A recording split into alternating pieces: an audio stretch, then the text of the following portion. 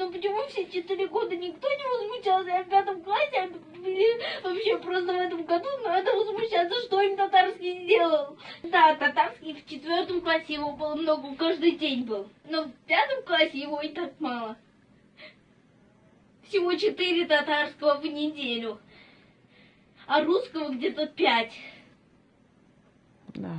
Они хотят вообще убрать татарский. А вот, например, я вот хочу татарский. У нас вся русская группа хочет татарский. Татары все, типа, зачем? А его просто сейчас хотят убрать, а я не хочу. Я хочу учить татарский. Ну ладно, будешь учить. Не буду. Ну как не Если будешь? его уберут. Ну, а что плакать-то, Юлян? Не хочу плакать я. Ну не надо ж, не плачь. Ну, как бы его либо сократят, и может быть только 1 урок в неделю, это мало. Либо вообще уберут.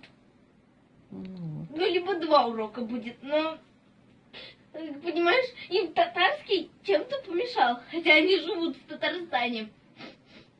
ну.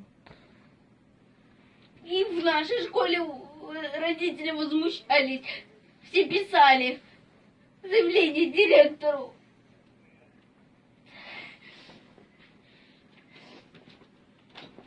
А эти вот эти, кто они там в Министерстве образования, решат, зачем убрать татарский.